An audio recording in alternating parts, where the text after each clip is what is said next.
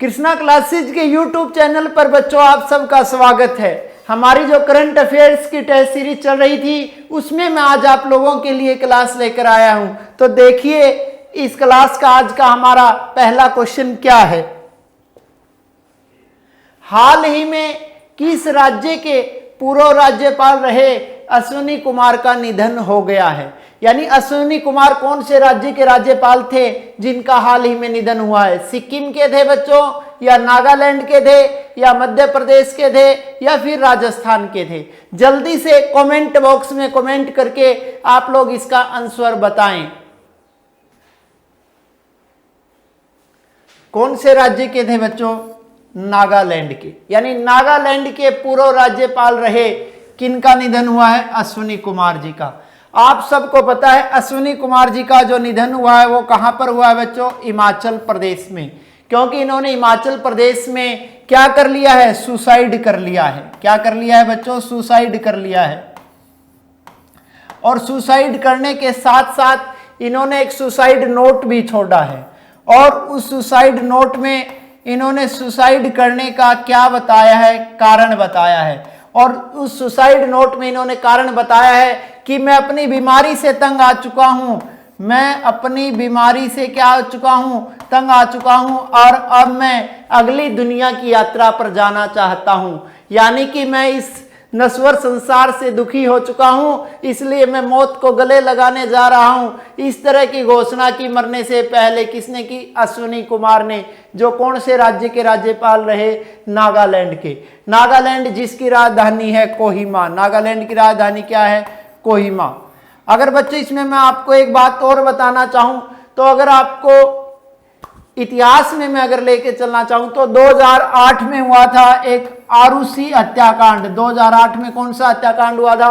आरुषि हत्याकांड। 13 वर्ष की एक बच्ची की हत्या कर दी गई थी और उस हत्या का इल्जाम किसी और पर नहीं, उसी के माता पिता पर लगा था, यानी तलवार दंपत्ति पर लगा था, जिसका आज 2020 में भी सुप्रीम कोर्ट में केस चल रहा है। आज तक उसका फैसला नहीं आया है, जिस घटना को घटे हुए 12 साल हो गए। जब यह हत्याकांड हुआ था उस समय सीबीआई के चीफ थे, और उस समय सीबीआई के चीफ कौन थे? अश्विनी कुमार। उस समय सीबीआई के चीफ कौन थे बच्चों? अश्विनी कुमार। इसके अलावा अगर और बात करना चाहूं तो अश्विनी कुमार ने कहा कि मेरे मरने के बाद जो मेरे अंग है वो उन अंगों का तुम क्या कर देना? दान कर देना। यानी मरते मरते भी समाज के काम आए, और मरते मरते भी समाज के कौन आए? अश्विनी कुमार। क्यों नहीं? कि उन्होंने मरने के बाद किसकी घोषणा करके गए हैं? वो अंग दान की घोषणा करके गए हैं। क्लियर है बच्चों? तो अब मैं इमेज आपको दिखा देता हूं, यानी कि स्क्रीन पर इनका चित्र। ये थे अश्विनी कुमार जी जिनका हाल ही में निधन हुआ है। तो बात करते हैं नेक्स्ट क्वेश्चन की। अगला क्वेश्चन, आभासी ब्रिक्स सम्मेलन 2020 का आयोजन कब किया जाएगा?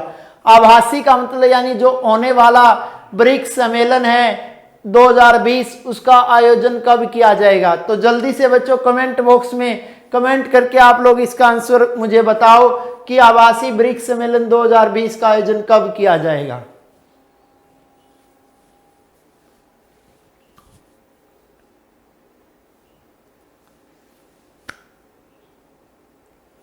कब किया जाएगा बच्चों? 17 नवंबर को किया जाएगा। कब किया जाएगा? 17 नवंबर को। तो अब सबसे पहले हम बात करते हैं ब्रिक्स की।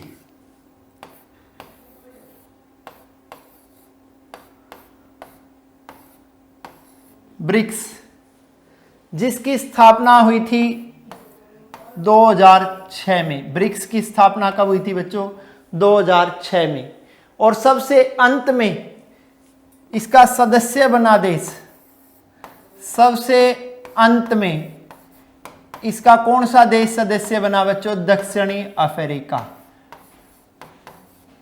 सबसे अंत में इसका सदस्य कौन सा देश बना है बच्चों? दक्षिणी अफ्रीका। और दक्षिणी अफ्रीका ब्रिक्स का सदस्य कब बना? 2010 में। यानी कि ब्रिक्स के संस्थापक सदस्य कितने हैं? 4। जबकि आज ब्रिक्स में कुल कितने सदस्य हो गए हैं? 5। और 5वां देश जो ब्रिक्स का सदस्य बना कौन सा है? दक्षिणी अफ्रीका। जो 4 संस्थापक सदस्यों में, तो सबसे पहले बी से हम डिनोट करने जा रहे हैं, यानी बी से हमें पता लग रहा है कि इसका संस्थापक सदस्य देश कौन सा है, बी से, यानी ब्राजील। ब्राजील संस्थापक सदस्य है, किसका है बच्चों, ब्रिक्स का। दूसरा आर, यानी आर से रसिया, दूसरा सदस्य कौन सा, इसका रूस। उसके बाद बात आती है बच्चों आई की, यानी आई से हमारा अपना देश इंडिया।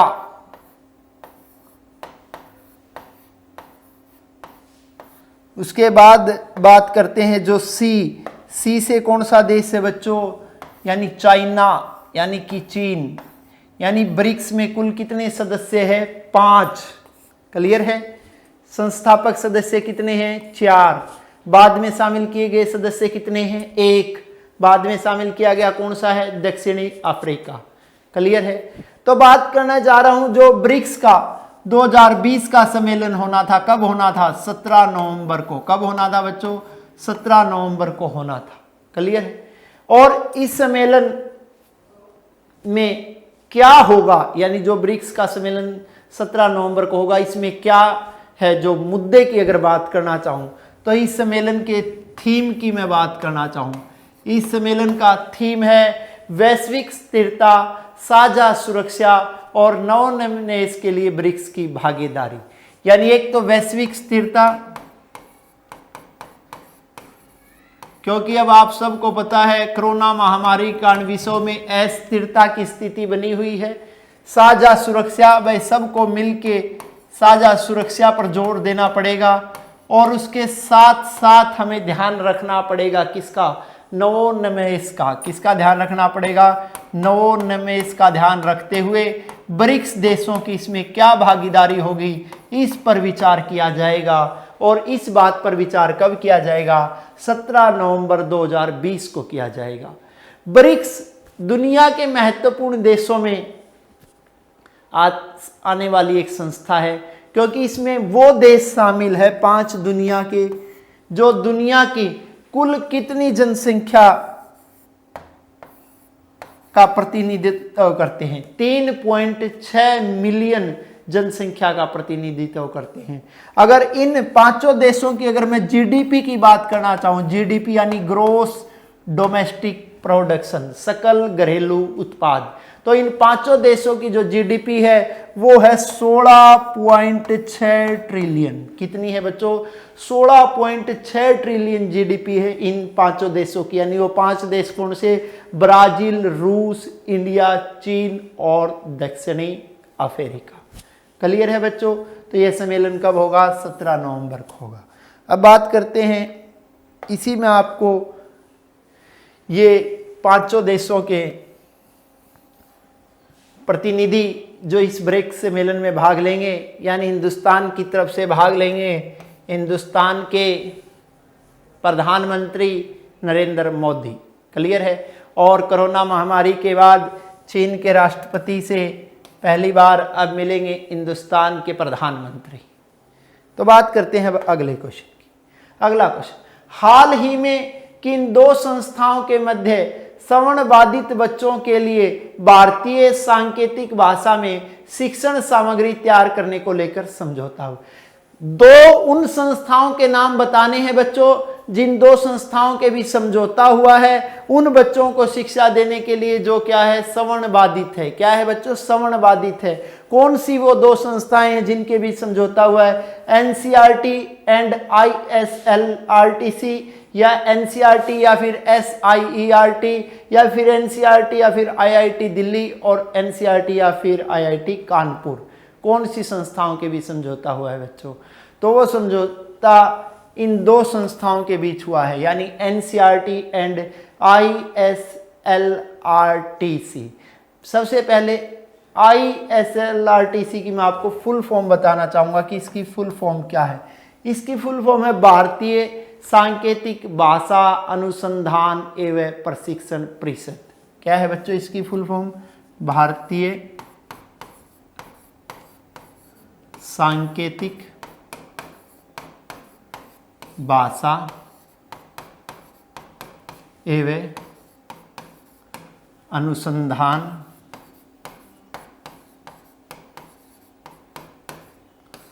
प्रशिक्षण परिषद, यानी इंडियन स्टैटिकल लैंग्वेज एंड अनुसंधान, जिसे हम बोलते हैं रिसर्च प्रशिक्षण ट्रेनिंग एंड काउंसिल, जिसे शॉर्ट फॉर्म में बोला गया ISLRTC, यानी इन दोनों संस्थाओं के बीच ये समझौता हुआ है। क्लियर है। उसके अलावा दूसरी संस्था जिसने समझौता किया वो कौन सी है? NCERT।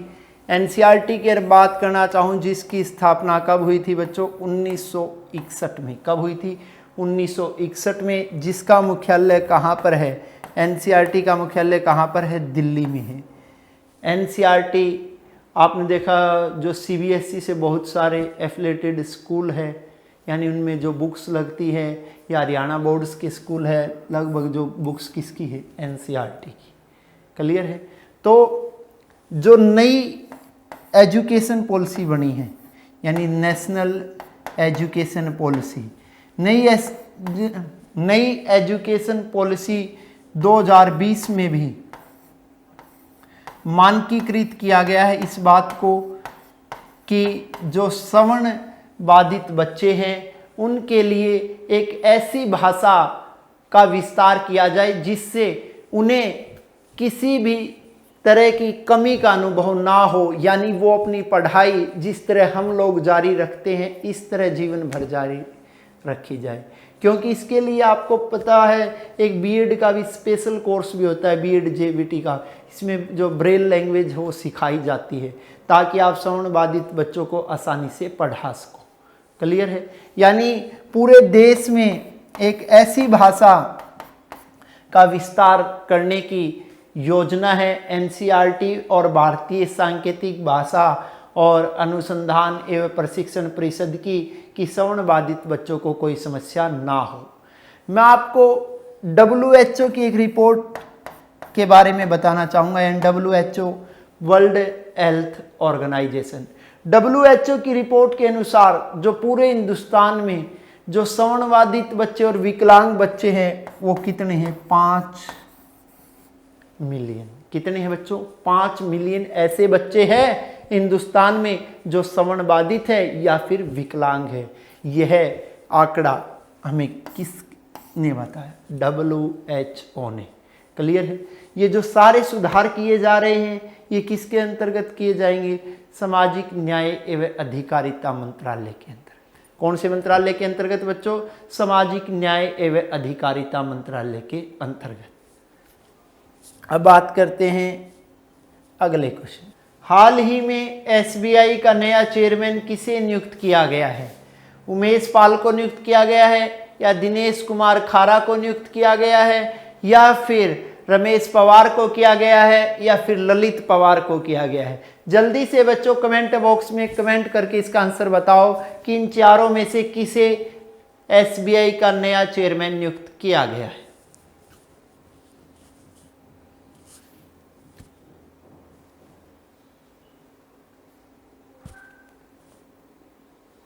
किसे नियुक्त किया गया है बच्चों? दिनेश कुमार खारा को नियुक्त किया गया है। क्या नियुक्त किया गया है? चेयरमैन नियुक्त किया गया है। और कौन से बैंक का नियुक्त किया गया? SBI का। जो ये नियुक्त किया गया है चेयरमैन, एक केंद्रीय मंत्रिमंडल की एक समिति होती है।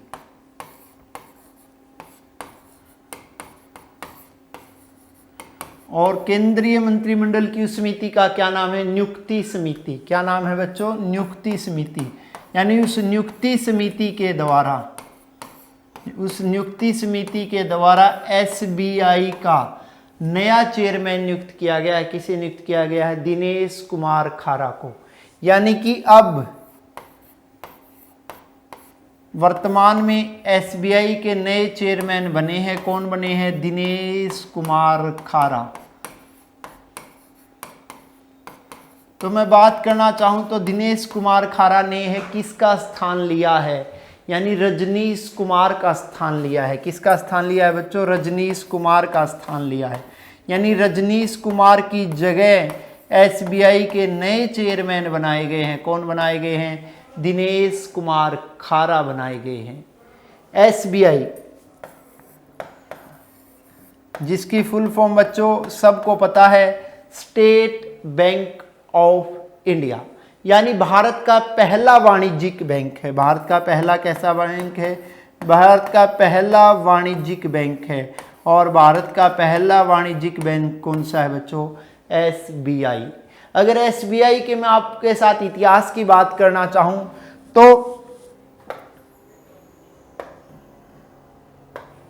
1806 में बनाया गया था बैंक ऑफ बंगाल। फिर 1840 में स्थापना हुई थी बैंक ऑफ बॉम्बे की। फिर 1843 में स्थापना हुई थी बैंक ऑफ मद्रास की। फिर इन तीनों बैंकों को 1921 में बदल दिया गया बच्चों इंपीरियल बैंक में। और उसी इंपीरियल बैंक को फिर 1 जुलाई 1955 में बदल दिया गया। और 1 जुलाई 1955 में किसे बदल दिया गया? एसबीआई में, यानी स्टेट बैंक ऑफ इंडिया। क्योंकि आपको बताऊं तो 1 जुलाई को एसबीआई का कौन सा दिवस मनाया जाता है? स्थापना दिवस। 1 जुलाई को एसबीआई का कौन सा दिवस मनाया जाता है? स्थापना दिवस मनाया जाता है बच्चों। अगर एसबीआई के पुराने नाम की बात करना चाहूँ तो एसबीआई का पुराना नाम क्या है? Bank of Bengal. एसबीआई का पुराना नाम क्या है? Bank of Bengal. और हिंदुस्तान के सबसे बड़े वाणिज्यिक बैंक के अब चेयरमैन कौन बने हैं? दिनेश कुमार खारा जी। क्लियर है? तो मैं आपको स्क्रीन पर इनकी इमेज भी दिखा देता हूं। ये इमेज है दिनेश कुमार खारा जी की। तो बात करते हैं अगले क्वेश्चन की। अगला क्वेश्चन, बापू द अनफॉरगेटेबल नामक पुस्तक का विमोचन किसने किया? यानी महात्मा गांधी से संबंधित एक पुस्तक का हाल ही में किसके द्वारा विमोचन किया गया? अरविंद केजरीवाल जी के द्वारा किया गया, या मनीष सिसोदिया जी के द्वारा किया गया, या फिर अमित शाह के द्वारा किया गया, या फिर नरेंद्र मोदी जी के द्वारा किया गया? जल्दी से बच्चों कमेंट बॉक्स में कमेंट करके इसका आंसर मुझे बताइए आप लोग।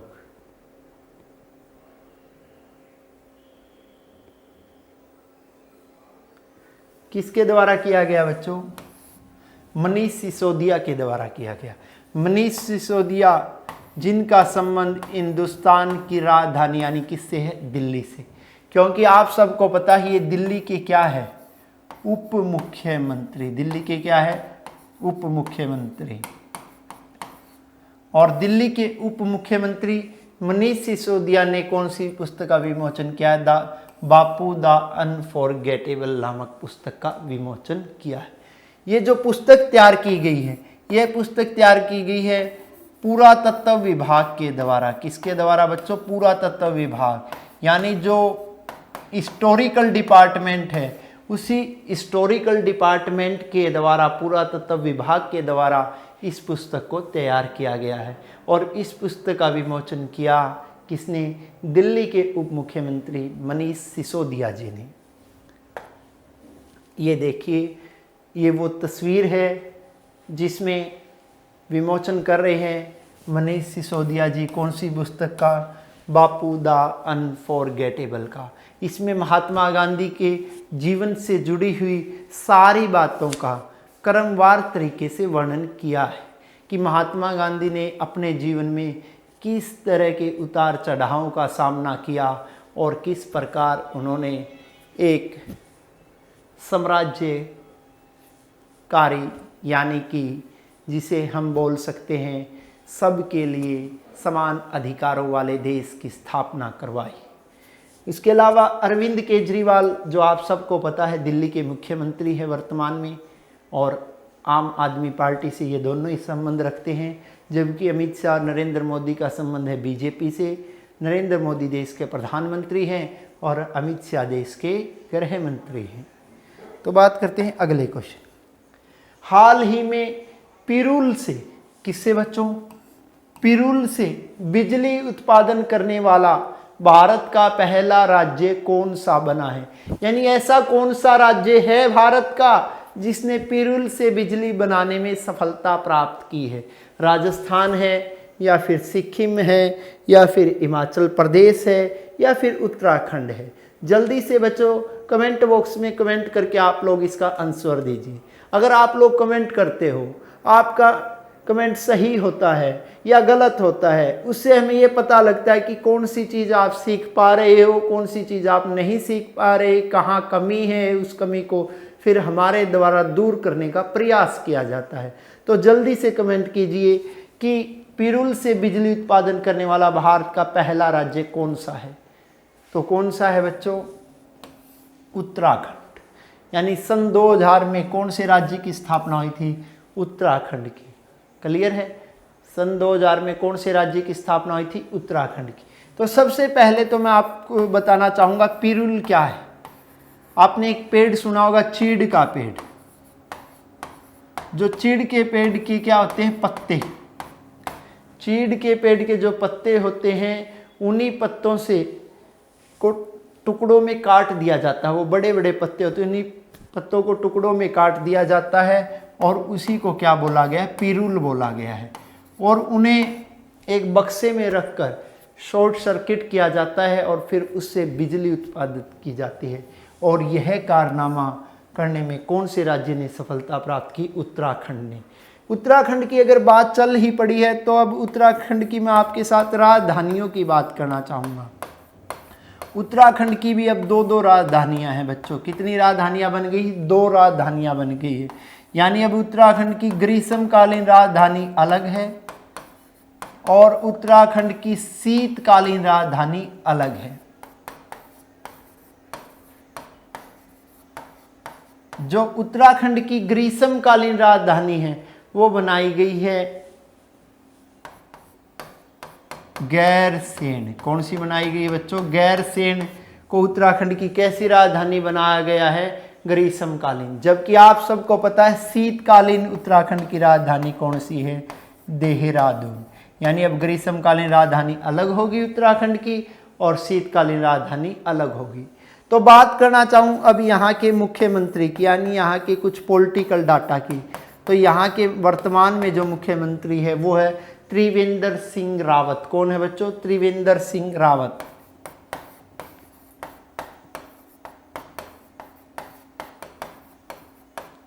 और बात करना चाहूँ मैं आपके साथ यहाँ के राज्यपाल की।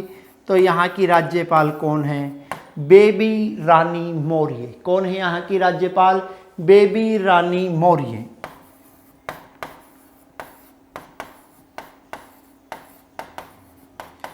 उसके अलावा अगर बात करना चाहूँ मैं उत्तराखंड की विधानसभा सीटों की, तो उत्तराखंड में विधानसभा की कितनी सीटें हैं? 71 सीटें हैं। इसके अलावा अगर बात करना चाहूँ यहाँ पे लोकसभा सीटों की, तो उत्तराखंड में लोकसभा की कितनी सीटें हैं बच्चों? 5 सीटें हैं। उसके अलावा अगर बात करना चाहूँ राज्यसभा की सीटों की, यह टॉपिक मैंने आपको कराया भी है। अगर आप देखोगे कृष्णा क्लासेज के इसी यूट्यूब चैनल पे प्लेलिस्ट में है, राज्यसभा का कंप्लीट टॉपिक मैंने आप लोगों को पढ़ा रखा है। तो जल्दी से कमेंट करके बताइए कि उत्तराखंड में राज्यसभा की कितनी सीटें हैं?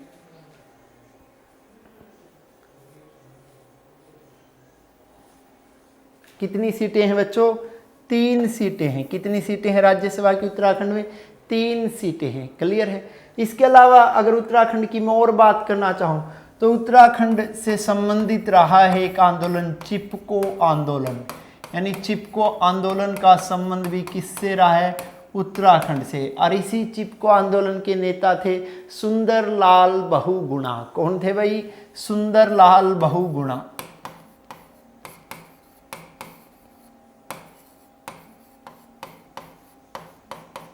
इसके अलावा अगर मैं इसमें आपसे और बात करना चाहूँ तो स्कंद पुराण की मैं बात करना चाहूँ। जैसा कि आपको पता है पुराणों की संख्या 18 है। आपने सुनी होगी मत्स्य पुराण, वामन पुराण, नारद पुराण, विष्णु पुराण।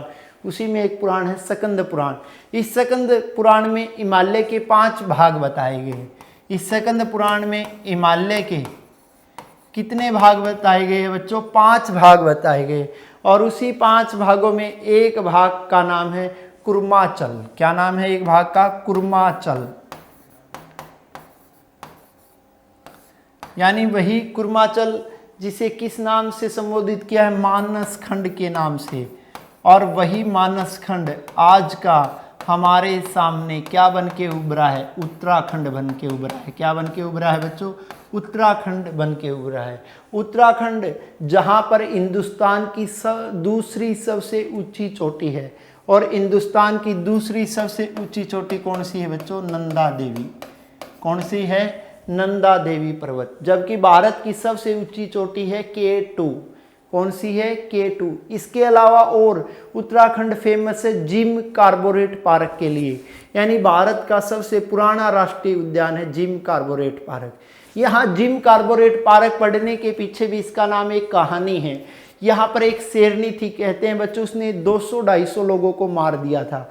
जब ब्रिटिशों का समय था तो ब्रिटिशों ने एक शिकारी को बुलाया जिसका नाम था जिम कार्बोट।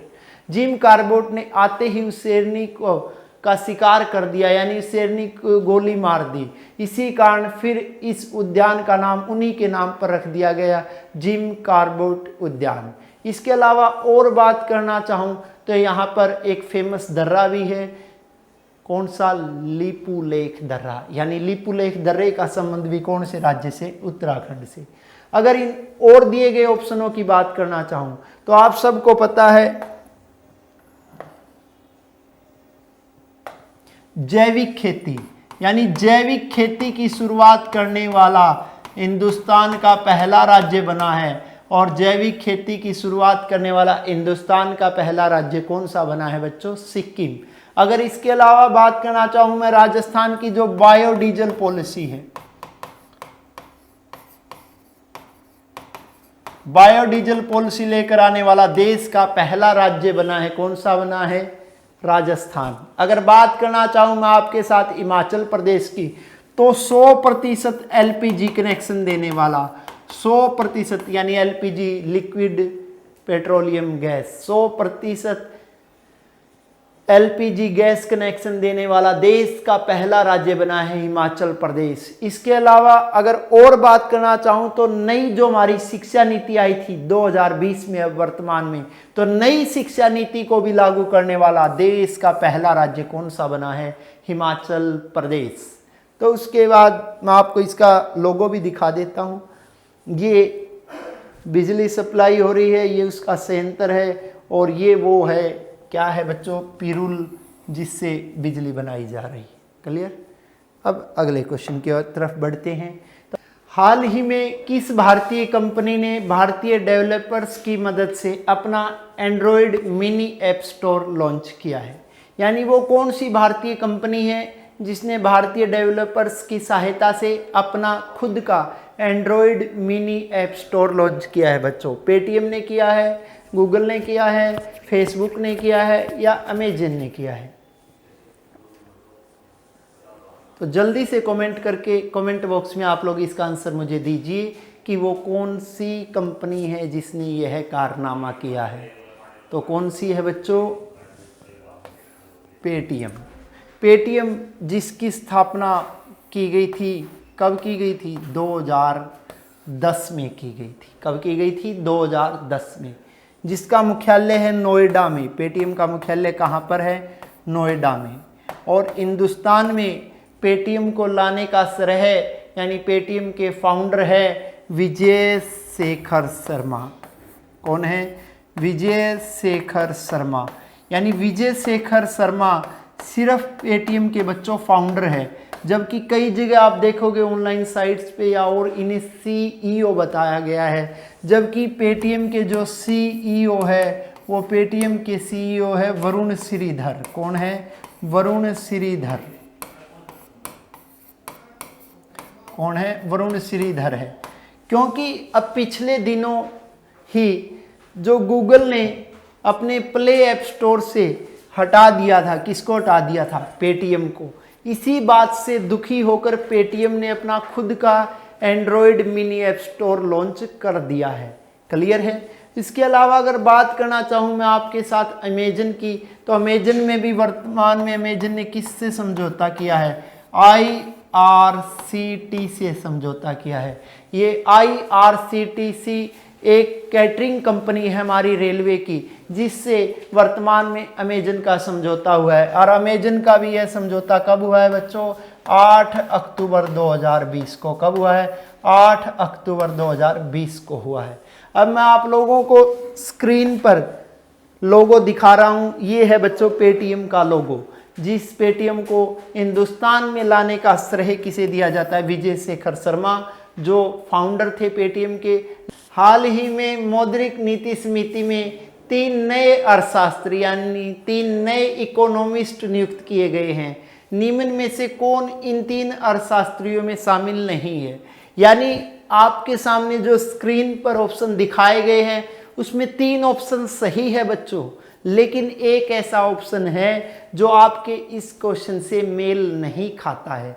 यानी हमें उस व्यक्ति को चुनना है जो 3 इन नए अर्थशास्त्रियों में नहीं है, जिसे नियुक्त किया गया है मौद्रिक नीति समिति में। तो जल्दी से जल्दी कमेंट बॉक्स में कमेंट करके आप लोग इसका आंसर मुझे बताएं कि वो अर्थशास्त्री कौन सा है।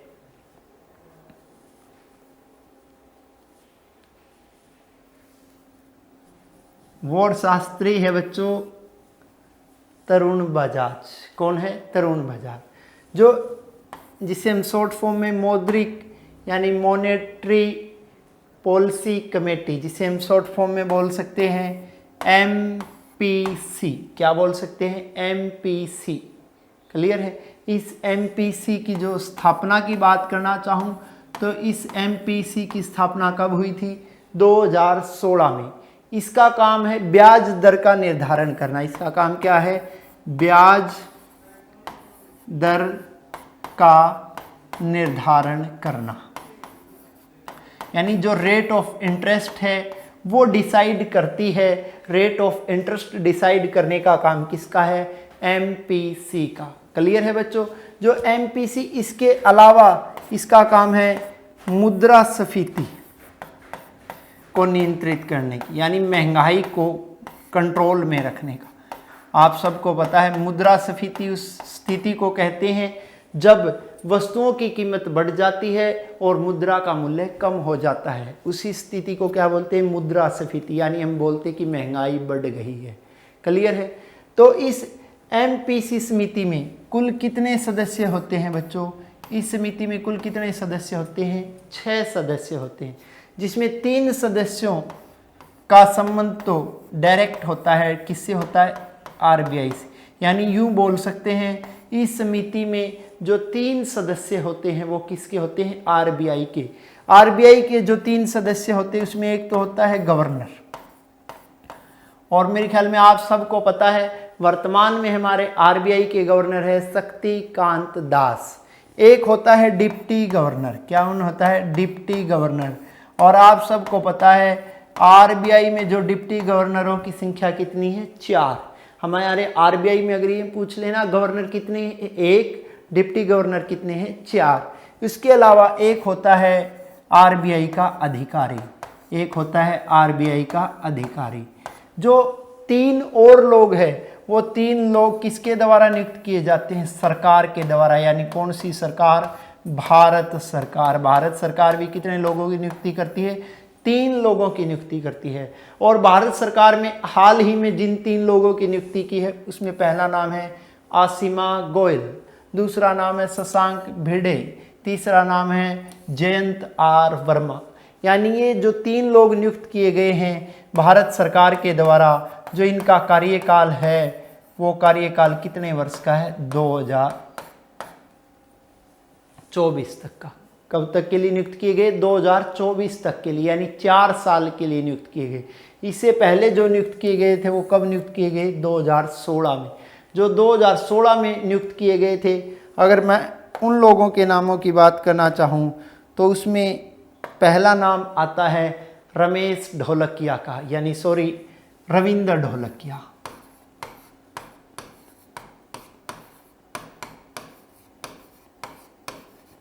रविंद्र ढोलकिया के बाद जो दूसरा नाम आता है वो आता है पम्मी दुआ का। किसका नाम आता है बच्चों? पम्मी दुआ का। इसमें जो तीसरा नाम आता है वो आता है चेतन घाटे का। किसका नाम आता है? चेतन घाटे का। यानी चेतन घाटे, पम्मी धुआ और रविंद्र ढोलकिया, इन 3 लोगों की जगह ये 3 नए अर्थशास्त्री नियुक्त किए गए हैं। किस में नियुक्त किए गए हैं? एमपीसी में। किस में नियुक्त किए गए? एमपीसी में। इसके अलावा जिस समिति ने ये नियुक्त किए हैं, जिस समिति ने नियुक्त किए, उस समिति के अध्यक्ष कौन है? तरुण बजाज। उस समिति के अध्यक्ष कौन है बच्चों? तरुण बजाज। जिस समिति ने 3 नए अर्थशास्त्री नियुक्त किए, किसमें? एमपीसी में। तो हम बात करते हैं अब अगले क्वेश्चन की।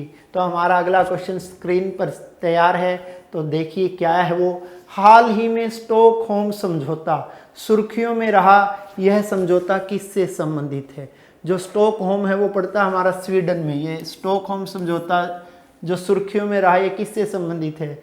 दीर्घस्थायी कार्बनिक प्रदूषकों के प्रसार को रोकने से, या पारा के प्रसार को रोकने से, या अंतर्राष्ट्रीय जल क्षेत्र में जहाज़ों के स्वतंत्र आवागमन से, या इनमें से कोई नहीं। तो हमारा इसका आंसर है बच्चों, जो दीर्घस्थायी कार्बनिक प्रदूषकों को के प्रसार को रोकने के लिए। क्लियर है? स्टॉकहोम।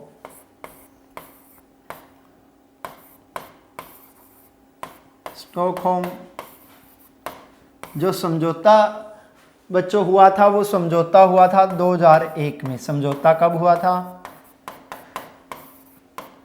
2001 में। जबकि यह प्रभावी हुआ था, यानी लागू हुआ था, यह प्रभावी हुआ था 2004 में। जबकि अगर बात करना चाहूँ मैं भारत की, तो भारत इस समझौते में शामिल हुआ था। और भारत इस समझौते में कब शामिल हुआ था? 2006 में। जो दीर्घकालिक प्रदूषक है, यानी ऐसे प्रदूषक जो लंबे समय तक पर्यावरण में रहते हैं। दीर्घकालिक कार्बनिक प्रदूषक का क्या अर्थ है बच्चों? ऐसे प्रदूषक जो लंबे समय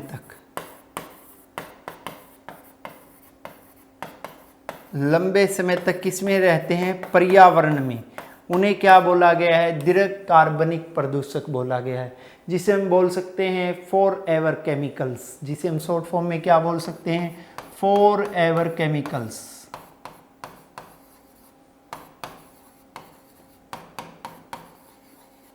यानी दीर्घकालिक कार्बनिक प्रदूषक।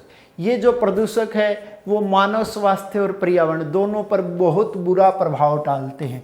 यानी मानव स्वास्थ्य और पर्यावरण दोनों इससे प्रभावित होते हैं। किससे प्रभावित होते हैं बच्चों? फॉर एवर केमिकल्स से प्रभावित होते हैं। तो इनका जो एक बहुत खतरनाक बीमारी है जो देश में चली हुई है, इनका कारण ये कैंसर के भी कारण है। किसके भी कारण है बच्चों? कैंसर के भी कारण है। तो अब इसके लिए सरकार ने नई गाइडलाइन डिसाइड कर दी है, और अगर इनसे संबंधित अब कोई भी उद्योग लगेगा तो उस उद्योग को पहले पर्यावरण मंत्रालय से क्या लेनी पड़ेगी? NOC लेनी पड़ेगी। यानी पर्यावरण मंत्रालय से उसे लेना पड़ेगा नो ऑब्जेक्शन सर्टिफिकेट। अगर यह सर्टिफिकेट आप नहीं लेते हैं तो उससे पहले आप यह उद्योग स्थापित नहीं कर पाएंगे। यानी बिना इस NOC के कोई भी उद्योग इससे संबंध रखने वाला स्थापित नहीं होगा। अब है अगला क्वेश्चन।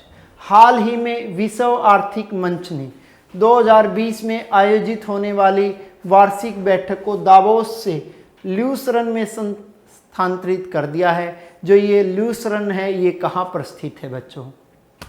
जल्दी से कमेंट करके मुझे बताइए, जो ल्यूसरन है वो कहाँ पर है? ये ल्यूसरन हमारा पड़ता है बच्चों स्विट्जरलैंड में। कहाँ पे पड़ता है? स्विट्जरलैंड में। तो बात कर रहे हैं हम विश्व आर्थिक मंच, यानी वर्ल्ड इकोनॉमी फेडरेशन, जिसे हम शॉर्ट फॉर्म में बोल सकते हैं WEF, जो एक गैर लाभकारी संस्था है। कैसी संस्था है बच्चों? गैर लाभकारी, यानी नॉन प्रॉफिटेबल ऑर्गेनाइजेशन। कैसी संस्था है? गैर लाभकारी संस्था है, जिसकी स्थापना हुई थी 1971 में। कब हुई थी इसकी स्थापना? 1971 में। जो इसका मुख्यालय है वो इसका मुख्यालय कहाँ पर है? जिनेवा में। इसका मुख्यालय कहाँ पर है? जिनेवा में। और WEF की स्थापना करने का श्रेय दिया जाता है कैलाश शवाब को। किसे दिया जाता है? कैलाश शवाब को। यानी कैलाश शवाब के द्वारा 1971 में जनेवा में स्थापना की गई। किसकी स्थापना की गई? WEF की। जो इसका संस्था की जो शीतकालीन बैठक